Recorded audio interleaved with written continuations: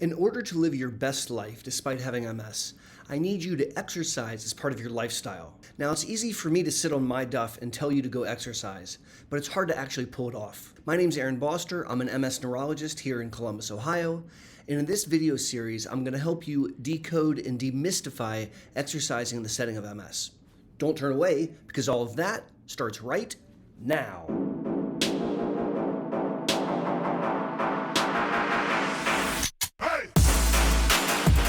Howdy! Thanks for learning about MS with me, Boster. In this video series, I'm going to help you demystify exercising with multiple sclerosis. This first video will focus its attention on exercise selection. In other words, which exercises should we pick? In subsequent videos, we'll tackle other related topics. So get out a pen and paper and let's jump in. Number one, you can't hate it. It can't be a punishment. The thing is, I need you to exercise as part of your lifestyle. When you do something as part of your lifestyle, you're not rewarded when you do it, and you're not punished when you don't do it. I'll give you an example.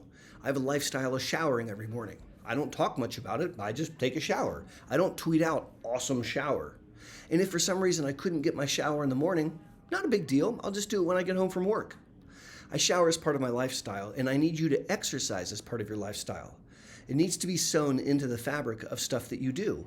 And as a result, I need it to be something that you don't hate. I, for example, do not like running. I would run if someone was chasing me with a gun, but otherwise, I'm not going to. But I really enjoy throwing kettlebells. I love lifting weights. I love walking for exercise. And so I find things that I can do that I don't hate. Number two, it needs to be functional. So we're looking for functional things that help us in our day-to-day lives. In the setting of multiple sclerosis, there's not always a huge carryover from one exercise benefit to another. And so I want you to be thinking, what are the things that I really need help with?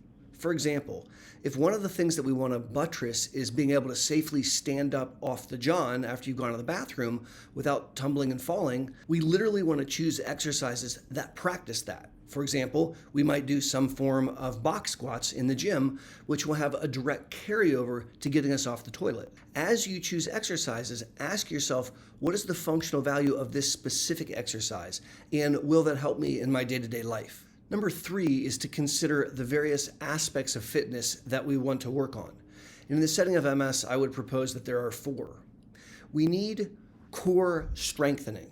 And when I say core, I'm talking about your belly, your back, your butt, your legs. These are things that are going to help us stand up if we fall down or prevent us from falling down. So core strengthening is very, very important. Number two is flexibility. Core and limb flexibility is something that we want to cultivate. Number three is very, very important, and that's balance. We want to specifically work on exercises to optimize our balance in various situations. And number four is cardiovascular endurance, working on the ticker. Now, it's very rare that one exercise is going to cover all of those, and that's okay. I just want you to be thinking top of mind, which of these areas of fitness am I focusing on today with this particular workout? If you found some value in this video, do me a solid favor and give it a thumbs up. Oh, Thanks. yeah. Number four, water is magic. There are things that someone with MS can do in the water that they can't do out of the water. So it's an awesome place to exercise and get in shape. Allow me to explain. If you have a weak left leg and on land, it limits your ability to move or to move fast or to move for a long period of time. When we put you in the water, you weigh less. And so there's less weight on that weak leg. And as a result, you can do a lot more.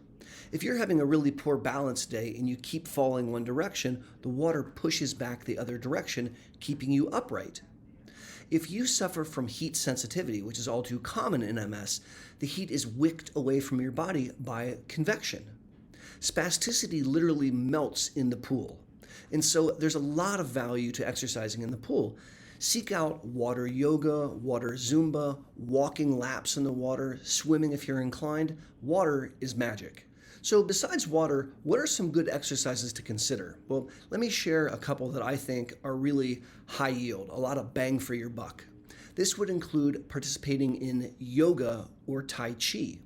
Both of those exercises help with core strength, they help with balance, and they help with flexibility. So you're hitting three of those four things. Pilates is a phenomenal exercise. weightlifting is a phenomenal exercise. And walking for exercise is really something that most people who are ambulatory can enjoy doing. I'll throw out one more. Consider a martial art. Now, not so you can beat up your neighbor, but because of the kinesthetic sense and the body awareness and all of the various aspects of fitness which are baked into learning a martial art. Are these the only options for exercise? No, not at all. Again, I started by saying you need to not hate it. And so if there's an exercise that I've listed that you really like, throw it in the comments section below so that we can all learn about it. According to my YouTube analytics, half of you watching this video have subscribed to the channel. So if you're in that half, thank you. If you haven't yet subscribed, please consider doing so. Thank you. So how do we get in our cardiovascular endurance? One of my favorite ways is to consider a stationary or a recumbent bike or rowing machine. This takes the concern for falls or balance out of the equation. You can strap your feet in and you can have at it. They even have machines with hand cranks, so if your legs aren't working great, you can still do the exact same thing with your arms. Number 7, stretching is good for you. Here in Ohio, it gets really cold in the winters, and so spasticity, spasms, cramps, charley horses, typically occur much more often. And many of my patients find that they can get through their day if they stretch when they wake up before they leave their bedroom, when they climb into their bedroom before they actually get into bed at night, and then once in the middle of their workday. I ask you to target your butt, your hips, your hamstrings on the back of your legs, and your back, as well as your quadriceps and your calves. Try to hold each position for 20 to 30 seconds and do a couple repetitions of each body part. This is going to help you for hours to come. And so if you do it 3 times during the day, you can ratchet down your spasticity considerably.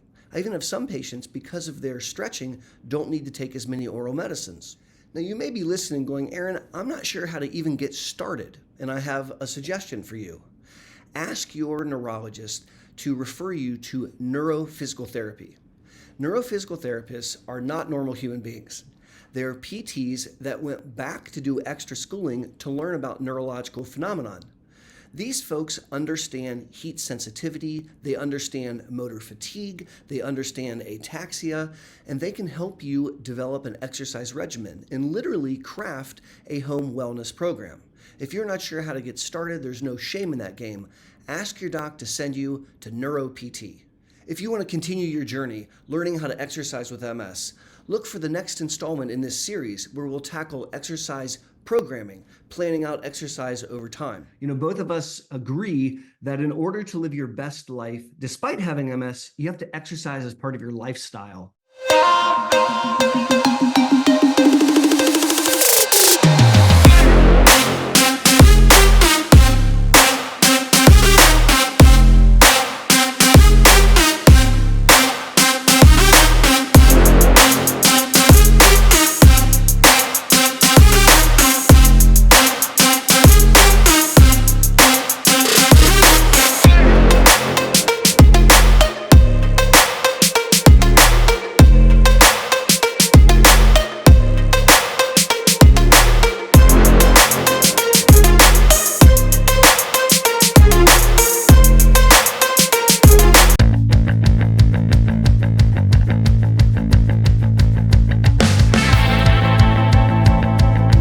Yeah, so hello, howdy, hi.